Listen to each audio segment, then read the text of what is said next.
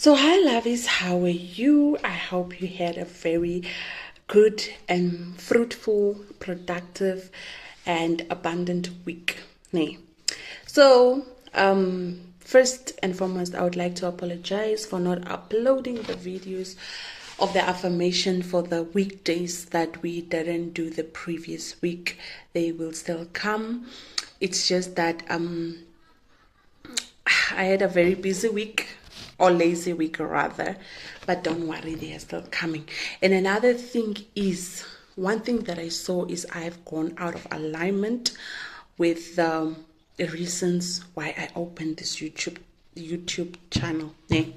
So the reason, when you go to my first video, the reason why I opened this YouTube channel was actually to share my life experiences with you guys. Yeah.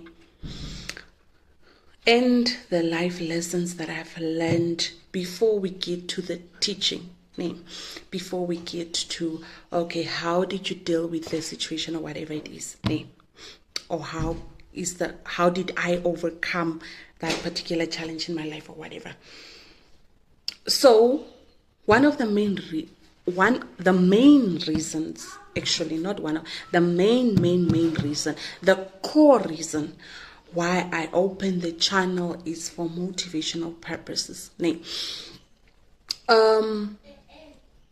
When you go through life, most of the time you feel like there's no support, and sometimes really there is no support at all. So hence I opened this YouTube channel so that it can be a form of support. You know, we have a lot of suicidal rates. So sometimes it's just a call away or whatever. But the reason for this channel is actually to provide support to anybody or anything that has that would like help or motivation or whatever it is. So with that said, what I promised is to share with you my life story so that you can relate, so that you can take from it or whatever it is that you can do with it. So one of the stuff that I would like to begin with, I want to start to tell you chronologically. So what happened first and stuff like that. So I want to take you back to the time where teenage pregnancy. I had a teenage pregnancy. Maybe most of you know that I had a teenage pregnancy. I gave birth when I was 17 years old, and I was still attending school. I was still in high school. So, okay, so what happened was, I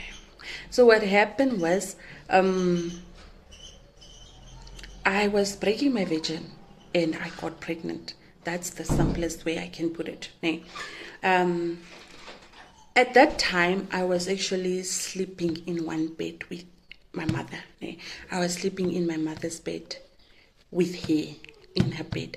So my dad, his work, he would usually be out for the whole month and then just come back the month of the 25th. That's his Nkopi Naviek. I don't know how to say it. Shopping weekend, sorry, in English. So for the rest of the month, I would sleep with my mom. But to give you a little backstory, I grew up in. So to give you a backstory, I grew up in town, in Okanja, in town. So we are a family of a large family. I have had because one passed on, 9 siblings. And we grew up in a nuclear family. So meaning my mother, my father, and their children. So it was quite a large number. There was never a weekend I was alone or stuff like that. So that didn't happen because there was always somebody. And I am the second last born. So I'm out of 10 kids. I am number 9. Yeah. So there's only my younger sister. The rest, they are older than I am. So we grew up in that whatever. And my parents back then were actually churchgoers. My dad had a position in the church. I don't know what they called it. It was this Orwano, ne? For those that know Waromutariri. I don't know what position it is in English, but I just know in Afrikaans. I'm in Oshero, sorry. So then, these people, but mind you also, these people were heavy drinkers. Ne? But every Sunday, we would go to church.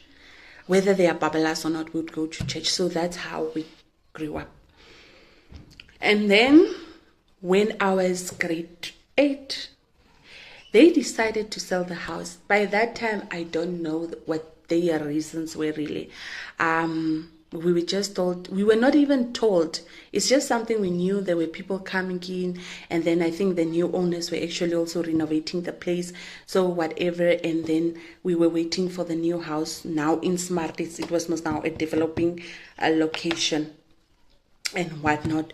So we were moving, and this transition actually took a toll. It was just like things were just spinning out of hand and whatnot.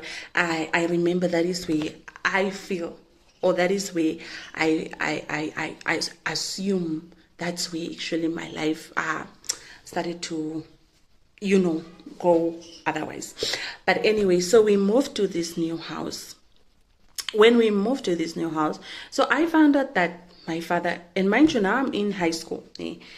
So high school now, I see boys there, they start to like me and stuff like that. But at that time, now I find out my father is cheating on my mother. So this was the perfect couple, when I grew up, I always thought that, I want to be like my mother and my father. I have to grow up. They are very loving couple and whatnot. I don't remember them fighting, guys. Really, I can't say, other than drinking and making noise maybe. But other than that, really, I can't remember something that I can really say that this was so dramatic and whatnot. Other than small issues, you understand. So I found out that my father is cheating or whatnot. And my father doesn't come home the way he used to. So when we moved to this new house, because it was a more smaller house, it was a much smaller house. Now also we start to sleep in the sitting room. It was a 2-bedroom. The other house was a 4-bedroom. And mind you, I just told you we were over 10 siblings. Maybe only 2 or 3 of them didn't live there. The rest of us lived there. And so at this point, when I find out about my whatever, I was sleeping in the same bed with my mom. She was not very happy. She was not happy. She also had high blood pressure. But I now realize she was just depressed from my father's cheatings, that her high blood pressure was constantly on the rise and stuff like that. So when she heard the news, she was disappointed and whatnot, and obviously she lashed out on me and whatnot. And mind you, I was their academic child. You understand? So I was an embarrassment, a disappointment, and whatnot. So I think that was fair. That didn't affect me at all. And then after she found out, so there was Sister One, would call her Sister One. She and Sister One decided that I need to have an abortion because I can't tarnish their reputation. What will the people say? What will the people of the church say? What will happen to my school and stuff like that? Mind you, I'm grade 10. I just said yes. I agreed to the abortion. But there was a Sister 2. So we're all living in one house. Sister 2 was at work when they were telling me all of this. Sister 2 had a miscarriage as well. She also had a teenage pregnancy, but she had a miscarriage. So when Sister 2 came from work, then she asked, no, then she heard what she was told that, no, yeah, your sister is pregnant and blah, blah, blah, blah, blah. And then Sister 2 come and ask, so what would you do or whatever? And then I just told her, no, Mom and Sister 1 said I will get an abortion. Then she was very upset because she was maybe traumatized by her whatnot, and things didn't go and whatnot. And then she went to mom and sister one and scolded them and said, if anything happens to me or my baby, she will go report them to the police. Then mom and sister one were like, no, it's not whatnot, we are going to take her to the hospital. Then she said, no, they were having just a back and forth with the issue of abortion and whatnot. Then sister one decided to go to ask at the hospital. Then she was told that abortion is illegal unless the person is raped. And yeah. So then she come back and then she whatnot. So nothing was fine, to be honest, nothing was fine. It was just awkward because I was now a disappointment. Remember, I'm a disappointment and a disgrace to the family maybe or whatnot. But what did I expect? I was a teenage pregnancy, and for me, my focus at the time was actually also just my school. So anything other than my school couldn't hurt me more, can I say, Mar? So, my dad is still with a girlfriend in Okakarara. He doesn't come, maybe he takes 3 months and then he comes. And then my mom tells him, mind you, my dad was my hero. He was everything I looked up to. He was passionate about his work. He was very hardworking, and growing up, I was like, I would love to be like my dad. He was just this, he was a strong charactered person. He had integrity. So when that started to happen, now things were going on, because I'm thinking like, he's supposed to be my superhero, but he's doing things to hurt me, or things to hurt us, actually. I thought he was a loving person. So there were a lot of contradiction. But anyways, I had a bigger issues on my hand. So that was not the main focus. And then he eventually comes home, because he was also told that, hey, your child who's in grade 10 is pregnant. So he eventually comes home. When he comes home, I'm scared. I was so scared. Because usually when he does this, daddy's little girl run to daddy, give him a hug, daddy picks us up and stuff like that. This time I'm so ashamed, because my mother already on the phone told him that I'm pregnant. So when he came, I still ran. He gave me a hug, but he didn't say anything. So I was waiting for the lecture of my life, but it didn't happen. He came on a Friday, the Saturday, and he came on this Oshitharandu celebration weekend. That's usually the 26th or stuff like that.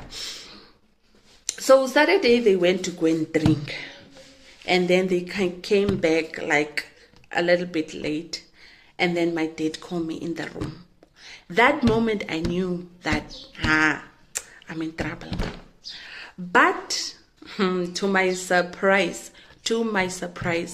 my dad was sitting there. He was crying, and he gave me the most motivative words, the words that actually carried me.